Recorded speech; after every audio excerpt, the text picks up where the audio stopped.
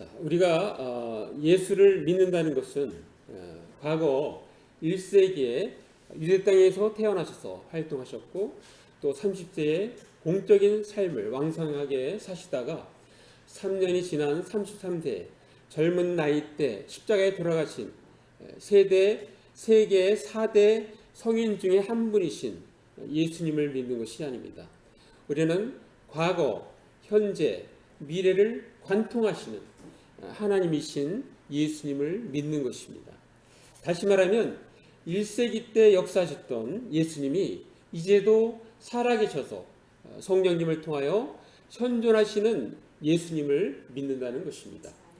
자, 오늘 본문은 예수께서 제자들에게 죽음을 얼마 남겨 놓으시고 말씀하시는 그러한 장면입니다. 지금은 내가 너희들과 함께 있어서 직접 이렇게 말을 하지만 나는 곧 죽고 부활 승천하여 하나님 아버지 우편에 앉아 있을 것이다. 그리고 이제는 내 대신 성령이 오셔서 내가 너희들에게 못다한 말, 또 너희들에게 이미 말했지만 깨닫지 못하는 것, 이러한 것들을 그 성령이 오셔서 너희들에게 가르쳐 주시고 알려주실 것이다 라는 말씀을 하고 있는 것입니다. 자, 우리가 아까 읽었던 요한복음 14장 26절 한번 다시 한번 읽습니다. 시작. 보혜사 곧 아버지께서 내 이름으로 보내실 성령 그가 너에게 모든 것을 가르치고 내가 너에게 말한 모든 것을 생각나게 하리라. 예. 자, 성령님의 사역은 과거, 현재, 미래를 관통하시는 사역이십니다. 따라서 과거 제자들에게 하셨던 사역이 동일하게 오늘날 현재 우리 믿는 자들에게도 적용되는 것입니다. 즉 성령님이 우리 각자에게 임하셔서 살아계신 예수님을 만나게 하시는 것입니다. 자, 성령께서 과거에 제자들에게 함께 하셨던 예수님을 오늘날 현존하시는 예수님으로 살아 역사하게 하신다는 것입니다. 자, 성령님으로 인해 현존하시는 예수님을 만난다는 것은 무엇을 의미할까요? 자, 그것은 우리의 시선이 과거에 머무는 것이 아니라 지금 여기에 머문다는 것을 의미합니다. 자, 우리 영화 최근에 그 한산 용의 출연이라는 영화가 7월 27일 날 개봉돼서 전찬리에 상영 중에 있습니다. 8월 10일 기준에서 500만이 넘었는데요. 이것도 1000만 명 이상 관람객을 달성할 것으로 예측하고 있습니다. 자, 이미 알고 있는 역사가 이토록 인기가 있다는 것도 대단합니다. 자, 우리나라 사람들로서는 이순신 장군을 좋아하지 않는 사람이 아마도 거의 없을 것입니다. 자, 그런데 일본 사람이 이 이순신 장군을 너무나 좋아해서 이 영화를 보기 위해서 미국까지 가서 본 사람이 있다면 얼마나 참 대단한 사람입니까? 자, 일반 사람들이 보면은 아니 그냥 기다렸다가 일본에서 보면 되지 굳이 비행기 싹쓸 들어가면서 미국에서 볼 필요가 있겠는가라며 의아해할 것입니다.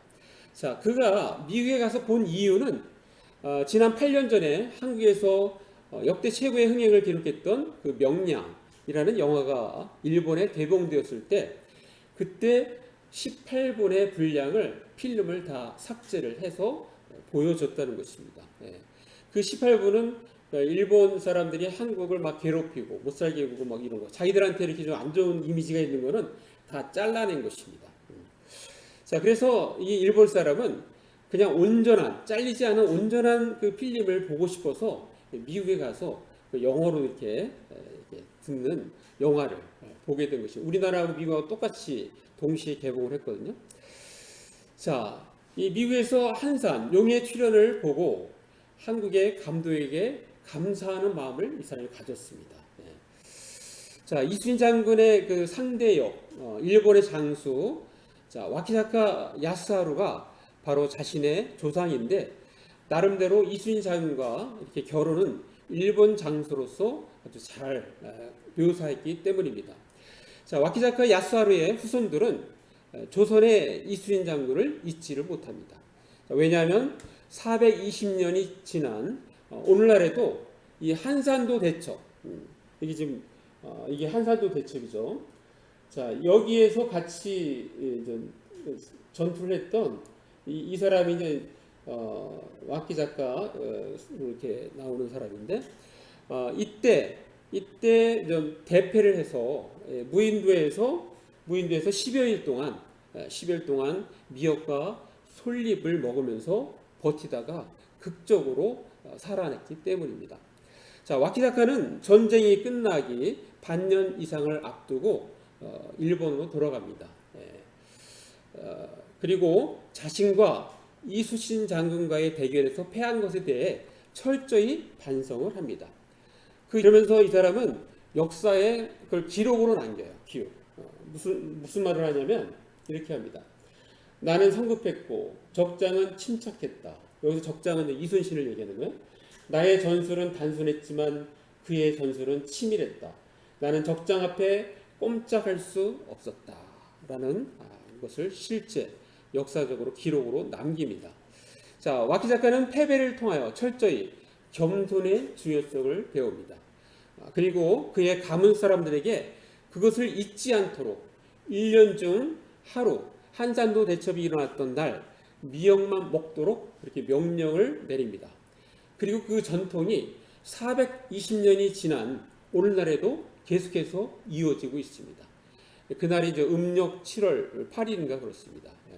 자, 와키 작가의 가문은 430년의 전투의 패배를 미역을 먹음으로써 지금 여기에 살아있는 현장으로 끌고 오는 것입니다. 자, 거기서 얻은 교훈으로 사실은 요 새끼가하라 요거는 도요토미 히데요시가 죽고 나서 2년 후에 이 동군과 서군, 동군에는 도쿠가와 이에야스가 동군이고 서군은 히데요시의 그 후손들이 하는 거예요. 근데 이 와키 작가는 영주가 어디냐면 여기의 영주예요. 여기 영주. 근데 자기가 딱 볼 때는 도쿠가와 이에야스가 앞으로 더 승세가 있는 거예요. 앞으로 시대의 흐름이나 이런 걸 볼 때. 그래서 자기는 이렇게 하고 싶어도 하게 되면 어떻게 돼요? 여기 서군 안에 있으니까 자기는 죽을 수밖에 없어요. 먼저. 그래서 이 새끼가라 여기서 전투에서 최대 전투가 결전이 벌어지는데 여기서 이렇게 내통을 합니다. 도쿠가와 이에야스하고 내통을 해갖고 여기서 살아남아요. 이게 다 이제 이수신 장군과 싸우면서 얻은 그러한 교훈을 가지고서 자기가 지혜를 얻어서 그렇게 한 겁니다. 그래서 이 서군이 패해요. 그래서 도쿠가와 이에야스가 전체를 통일하면서 에도 막부 시대를 여는데 그 에도 막부 시대 때도 이 가문은 살아서 계속 영주의 그 자리를 이어갑니다. 자, 이것은 성경에서 보여주는 하나님의 방식입니다. 하나님은 구약 사람들에게 특별한 날을 기억할 것을 명령을 하십니다. 자, 유대인의 3대 절기 가장 대표적인 것들 바로 유월절, 칠칠절, 초막절 이걸 다 하나님께서 그렇게 기억하라고 절기를 주신 거예요. 자, 우리 한번 말씀 한번 보겠습니다. 레위기 23장 42절 한번 같이 읽습니다. 시작. 너희는 이래 동안 초막에 거주하되 이스라엘에서 난 자는 다 초막에 거주할지니. 자, 이렇게 하나님께서 명령을 하시는 거예요. 특별히 이제 초막절을 이제 우리가 보는데 이래 동안 초막에 거주하되 이스라엘에서 난 자는 다 초막에 거주할지니.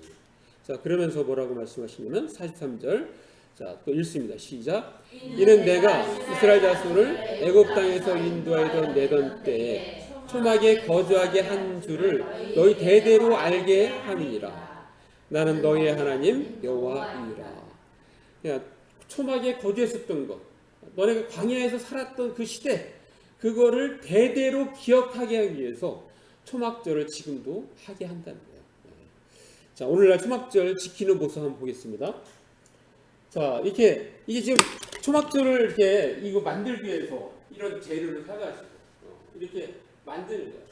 땅 있는 사람은 이렇게 만들고 또 이 초막절 안에서 이렇게 예배도 드리고 행사도 하고 이렇게 아파트에 있는 사람은 베란다 통해서 이렇게 하고 또 여기 이제 아파트가 아닌 사람은 앞에 이렇게 저렇게 초막절을 기억을 할 수 있도록 저기서 일주일 동안 이렇게 생활을 하는 거예요.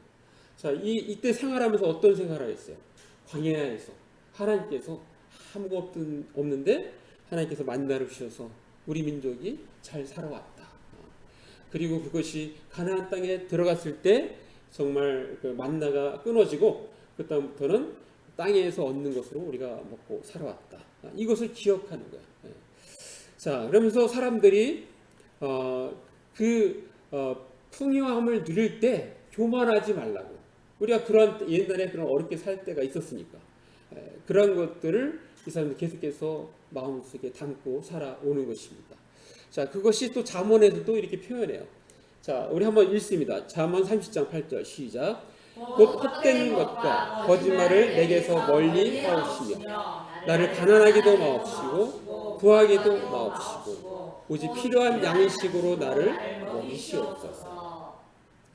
오직 하나님만을 생각해서 내가 가난하면 하나님을 원망할 수 있으니까 너무 가난하게도 마시고 또 너무 부하면 교만해질 수 있으니까 교만하게도 마시고 그냥 오직 필요한 양식으로 나를 먹여달라고 그렇게 하나님 앞에 고백하고 있습니다. 자, 아무리 좋은 기업 장치라도 우리와 같은 그 비유대인들, 우리는 비유대인들이잖아요. 전혀 사실은 와닿지가 않죠, 그죠? 이게 우리가 실제 이렇게 초막절을 이렇게 지내는 게 아니잖아요. 자, 그런데 이 부분에 대해서 비유대인의 한계를 한 번에 해결해 주신 분이 계신데 그분이 바로 성령님이신 것입니다. 성령님. 성령님이 이 땅에 우리에게 오셔서 그 역할, 우리가 비유대인이지만 유대인처럼 느낄 수 있도록 해 주신 것입니다. 자, 우리가 아까 읽었던 요한복음 14장 26절 다시 한번 읽습니다. 시작. 보혜사 곧 아버지께서 내 이름으로 보내실 성령 그가 너에게 모든 것을 가르치시고 내가 너에게 말한 모든 것을 생각나게 하리라. 네. 성령님은 예수님의 삶과 사역과 가르침이 우리에게 생생한 현실이 되게 가르치시고 생각나게 하시는 것입니다.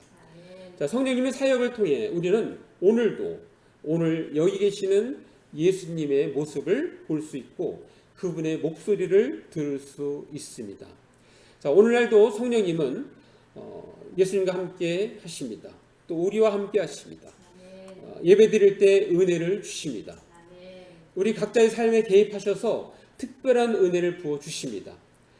기도를 돕고 우리를 뜨겁게 하십니다. 오늘날도 집회 가운데 살아 역사하십니다. 집회에서 악한 영을 쫓아내시고 질병을 고쳐 주십니다. 자, 지금 현재 그런 왕성하게 사역하시는 분 중에 바로 윤석준 목사님 이렇게 연세중앙교회 아프리카 가서 사역하는 거예요. 한국에는 이런 게 좀 거의 없어졌는데 아프리카에는 막 여전히 이 수많은 사람들이 모이는 이유가 여기서 막 기적이 일어나니까, 이적이 일어나니까, 뭐 아픈 자가 일어나고, 막 이 장님이 눈을 뜨고, 안질뱅이가 막 일어나고, 막 이런 역사가 일어나니까 이 현장에 가는 거예요. 많은 사람들이 이렇게 은혜를 받고 합니다. 이것이 오늘날 현재도 일어나는데 이 일을 누가 하십니까? 하나님이 하시고 성령님이 하시고 예수님이 하시는 것입니다. 자, 우리는 지금 성령님으로 인해 현존하시는 예수님을 만나는 것입니다라는 제목의 설교를 듣고 있습니다. 자, 그렇다면 우리는 어떻게 할까요? 자, 우리는 이제 한 가지, 두 가지에서 한 가지로 줄여서 얘기하는데요. 자, 한 가지 성령님의 도움으로 예수님처럼 하나님 아버지를 향한 사랑과 순종의 삶을 살아가는 것입니다. 자, 한번 같이 읽습니다. 시작. 성령님의 도움으로 예수님처럼 하나님 아버지를 향한 사랑과 순종의 삶을 살아가는 것입니다. 자, 예수님께서 사랑과 순종의 삶을 사셨는데 그걸 말씀에서도 표현하고 있어요. 자, 요한복음 14장 31절 읽습니다. 시작. 오직 내가 아버지를 사랑하는 것과 아버지께서 명하신 대로 행하는 것을 세상이 알게 하려 함이로라. 일어나라 여기를 떠나자 하십니다. 예수님이 하나님 아버지 사랑하는 것 그리고 하나님 아버지께 순종한 것 그것을 성령님을 통해서 우리에게 알게 하신다는 것입니다. 자, 예수님의 십자가의 죽으심은 겉으로는 세상의 임금인 사탄이 예수님을 죽음으로 몰아간 것처럼 보입니다. 그러나 사실은 예수님이 하나님 아버지를 사랑하셨기 때문에 하나님 아버지의 명령에 순종하여 자발적으로 그 길을 걸어가신 것입니다. 예수님께서 하나님 아버지를 사랑하여 하나님 아버지께 순종하신 것처럼 우리도 또한 예수님을 사랑하여 예수님께 순종하기를 원하십니다. 자, 우리 말씀 보겠습니다. 요한복음 14장 23절 같이 있습니다. 시작. 예수께서 대답하여 이르시되 사람이 나를 사랑하면 내 말을 지키리니 내 아버지께서 그를 사랑하실 것이요 우리가 그에게 가서 거처를 그와 함께 하리라. 자, 사람이 나를 사랑하면, 예수님을 사랑하면 내 말을 지킨대요. 지킨다. 우리가 주님을 사랑하면 하나님 말씀을 지킵니다. 자, 우리가 순종하는 것은 막 억지로 순종하는 게 아니에요. 우리가 주님을 사랑하기 때문에 하는 것입니다. 자, 그거에 대해서 몇 개 더 보겠습니다. 자, 21세기 C.S. 루이스라는 별명을 이렇게 가진 팀 켈러 목사님이 현재 뉴욕 맨하탄 리디머 장로교회 담임 목사님이신데, 팀 켈러의 왕의 십자가라는 책에서 이렇게 얘기합니다. 자, 모든 종교의 이면에는 공통된 논리가 있다. 내가 잘해야 비로소 받아들여질 수 있는 것이다. 항상 모든 종교는 내가 잘하는 거야. 내가 지극정성으로 막 해야지 잘 되는 거야. 모든 종교가 그래요. 자, 그런데 우리 기독교는, 자, 예수님의 복음은 어떠냐? 바로 이 논리와 완전히 정반대 입장을 취한다. 먼저 예수님이 나를 온전히 받아주셨기 때문에 내가 순종하는 것이다. 주님이 나를 사랑하셨기 때문에, 온전히 우리를 받아주셨기 때문에 우리는 거기에 감사해서 순종하는 것입니다. 우리는 이 순서를 놓치면 안 되는 거예요. 자, 조지아주 애틀란타 심리학연구소의 심리학 및 영성학 교수인 데이비드 베너라는 분은 사랑에 항복하다라는 책을 썼는데, 영어로 surrender to love인데, 이 surrender라는 것은 우리는 어떻게 알고 있어요? 다 항복, 그죠? 항복이라는 뜻으로 알고 있잖아요. 그런데 이 책에서는 항복이라는 의미보다는 의탁이라는 언어를 썼어요. 의탁. 자, 의탁이라는 뜻을 한번 보겠습니다. 그러니까 사랑에 항복하다라는 보다는 사랑에 의탁하다라는 원래 제목은 그런 거예요. 그런데 이거를 번역하는 사람이 더 강력하게 하기 위해서 사랑에 항복하다 이렇게 표현을 한 것 같아요. 자, 의탁이라는 것은 자신보다 더 큰 어떤 것, 어떤 존재의 자신을 맡기는 것, 이게 의탁입니다. 자, 요거를 좀 비주얼로 한번 보여드리겠습니다. 자, 의탁을 가장 잘 설명한 것이 이제 이런 거예요. 자, 물속에서 뜨는 방법. 자, 물속에 뜨는 방법은 뭐예요?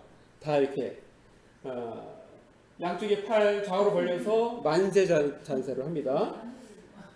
다리는 편안한 자세로 길게 뻗는 거예요. 이렇게. 근데 이것도 연습이 돼야지 웬만하면 못하잖아요. 막 허우적해가지고 힘을 꼭 주잖아요. 힘을 꼭 주니까 어떻게 꼭 가라앉잖아요. 이게 쉽게 되는 게 아니에요. 또. 근데 이게 보면은 생존 수영, 물속에서 살아가는 방법을 알려주는 거예요. 이렇게 했다가 그럼 여기까지 다 잠기잖아요. 그럼 숨 쉴 때만 이렇게 내놓고 하고 다시 잠기는 거예요. 이걸 가르쳐 주는 거예요. 또 이 방법도 있어요. 이게 새우등 뜨기. 새우등 이렇게 하고 딱 해서 그럼 물속에 이렇게 있는데 가만히 있으면 이렇게 뜨는 거예요. 뜨는 거. 숨을 쉴 때는 어떻게 하냐면 고개만 살짝 들었다가 하고 다시 얼굴 쳐가고, 이게 이제 생존하는 방법입니다. 자, 이 방법이 다 뭐예요? 힘을 다 빼야 되는 거예요. 힘을. 의탁이라는 건 바로 이런 것이라는 거예요. 내 결심이 이게 들어가면 안 되는 거예요. 그냥 다 이렇게 내려오는 거예요. 내려오면 그게 의탁인 겁니다. 우리가 하나님과 관계에서 내 힘을 빼라 이거요. 내 결심을 빼고 온전히 그냥 맡기는 거예요. 맡기면 하나님께서 인도하시는 대로 순종만 하면 되는 거예요. 자, 좀 더 책을 더 설명을 봅니다. 자, 의탁은 자발적으로 이루어지는 것이지 의지적으로 이루어지는 것이 아니다. 그것은 사랑을 바탕으로 기꺼이 신뢰하는 것이며 평온한 가운데 내버려 두는 것이다. 그러니까 여러분 사랑의 바다를 생각하면 돼요. 아까 그 물이죠, 물이 사랑이에요. 사랑 위에 이렇게 떠 있는 거야. 떠 있는 거. 자, 좀 더 보겠습니다. 자, 의탁은 수동적이고 부정적인 삶의 태도를 부추기는 게 아니다. 오히려 적극적으로 하나님의 사랑, 성령과 하나가 되고 그분의 의의 길을 살피고 나를 거기 맡긴 것이다. 자, 우리는 이런 의탁, 이런 순종을 해야 합니다. 자, 하나만 더 보겠습니다. 자, 우리가 두려움 때문에 어쩔 수 없이 하나님을 섬기는 것이 아니라 사랑에서 우러나온 자발적인 순종을 원하며 또한 사랑이신 하나님이 그 두려움을 온전히 몰아낼 수 있다. 자, 요거는 지금 역설이에요, 역설. 자, 요렇게 하면 거꾸로 그것 때문에 살아계신 하나님이 그 두려움을 온전히 몰아낼 수 있다. 그러니까 우리가 두려움 때문에 이렇게 막 순종하고 그러는 게 아니고 오히려 그런 두려움이 나의 삶에 있다 하더라도 우리가 온전히 하나님께 맡기면 그 두려움조차도 없어진다는 거예요. 하나님의 사랑으로 인해서. 얼마나 예수 믿는 것이 행복한 것입니까? 자, 우리 말씀 한번 봅니다. 요한복음 14장 21절 같이 읽습니다. 시작. 나의 계명을 지키는 자라 나를 사랑하는 자니 나를 사랑하는 자는 내 아버지께 사랑을 받을 것이요 나도 그를 사랑하여 그에게 나를 나타내리라. 자, 나의 계명을 지키는 자라야 나를 사랑하는 자다. 여러분 주의 계명을 지키면 자, 하나님의 사랑을 우리가 표현하는 것이 되고 그렇게 살게 되면 그 결과가 어떻게 되느냐면 그에게 나를 나타내신대요. 그의 삶에, 그의 가정에 주님이 나타납니다. 자, 지난 우리 8월 12일 날 오후 5시경에 새로이 이사갈 건물 예배당 계약을 했습니다. 자, 전세 보증금 3천만 원을 일시불로 그냥 그 자리에서 계좌이체로 딱 보냈어요. 자, 그런데 건물주인이 8월 말까지 짐을 다 빼겠다고 이야기를 하는 것이었습니다. 우리는 뭐 그러라고 이야기를 하고 돌아왔습니다. 그리고 가만히 생각해 보니까 짐도 없어요. 제가 보면은 그냥 반나절이면 다 정리할 수 있는 거예요. 짐도 없는데 뭐 20일씩이나 앞으로 8월 10일인데 앞으로 20일이잖아. 20일씩이나 시간을 달라고 하는가. 우리가 빨리 계약하고 전세보증금은 일시불로 빨리 계산했으면 건물주도 빨리 쓸 수 있도록 이렇게 주어야지. 아마도 건물주가 보통 목사님들이 약속을 잘 못 지키잖아요. 우리도 그렇게 하는 줄 알았던 것 같아. 약속은 이렇게 했지만 저기서 뭐 제대로 돈이나 뭐 마련하겠어. 이 건물도 제대로 나오지도 않았는데 그렇게 생각했던 것 같아. 근데 우리는 더 빨리 그냥 20을 딱 줘버리니까 저분이 오히려 당황스러워가지고 그냥 8월 말까지 좀 정리할 수 있도록 해달라고. 한번 나중에 한번 가보세요. 정리할 것도 없어요. 그럼 갔어요. 네. 근데 8월 말까지 그게 시간을 달라는 거야. 자, 그러면서 좀 제가 이렇게 오늘 새벽에 일어나면서 생각을 하는데 하나님은 제게 새벽에 일어날 때, 기도할 때, 또 말씀을 볼 때 생각을 주시는 것들이 있어요. 그래서 항상 제가 메모를 준비합니다. 그때 주시는 말씀이 있으면 기록을 하니까. 자, 그런데 놀라운 것은 우리가 만약에 그렇게 되면 9월 첫 주에 저기서 예배드리는 거잖아요. 9월 첫 주가 의미 있는 날이에요. 우리가 2008년 9월 첫 주 그날 우리가 창립 예배를 드렸거든요. 사실 여기서 드린 게 아니라 창립 예배를 집에서 드렸어요. 그게 제가 실제 찾아봤어요. 날짜 9월 7일. 그때 대표 기도를 누가 했느냐? 처남이 했어요. 이 분당에 사는 처남이 와서. 왜냐하면 특별한 날이니까. 처남이 대표 기도를 했어요. 그날 권면을 누가 하셨느냐? 우리 장인어른이 하셨어요. 살아계실 때. 장인어른이 그때 권면을 하신 거예요. 창립일이니까 그분들 다 오게 하셔서 그 행사를 한 거예요. 그게 9월 7일입니다. 9월 첫 주인 거예요. 9월 첫 주. 그리고 계산해 보니까 그게 14주년이에요. 정확히 14주년. 제가 그 계산해 봤어요. 쭉 계산해 봤더니 14주년이에요. 여러분 이게 안식년 이게 굉장히 의미가 있는 거예요. 맞아요. 7년, 14년, 21년 굉장히 의미가 있습니다. 그러다 이게 희년이 50년째가 희년이잖아요. 여러분 믿음 생활하면서 잘 생각해 보세요. 그런 역사들이 의미 있을 때 의미 있는 날, 의미 있는 해에 일어납니다. 우리가 그런 일이 일어납니다. 그러니까 하나님은 그 계획이 9월 첫째 예배 드리게 했는데 우리가 너무 빨리 돈을 줬어. 근데 그 건물주가 자기가 8월 20일까지 자기가 쓰겠다 그러잖아요. 좀 이렇게 좀 정리할 수 있도록 시간을 달라고 그러잖아요. 그래서 결국 정상적으로 예배 드리는 9월 첫 주인데 우리가 옛날 2008년 9월 첫 주, 14년 전에 9월 첫 주에 예배를 드린 거예요. 그러니까 9월 첫 주에 예배 드린 게 이제 옮겨서 9월 첫 주에 새 성전에서 예배를 드리게 된 것입니다. 자, 사실 영덕교회에서 개척 자금 2천만 원을 사실은 제가 조금만 노력하면 받고 나올 수 있었어요. 받고 나올 수 있었는데 그런데 제가 이렇게 생각할 때는 그 돈에는 보이지 않는 조건이 있어. 뭔가 보이지 않는 이 구속이 있어. 그래서 제가 하나님께 기도했어요. 하나님, 저는 하나님께 직접 주신 돈으로 시작하고 싶습니다. 저 2천만 원 저는 받기 싫어요. 이거는 지금 처음 얘기하는 거예요. 이거 아무도 몰라요 지금. 목사님들도 모르고 다 그런데. 자, 인간적으로 보면 제가 미련하잖아요. 그래서 조금만 노력하면 2천만 원 받고 나올 수 있는데, 근데 안 받고 나왔어요.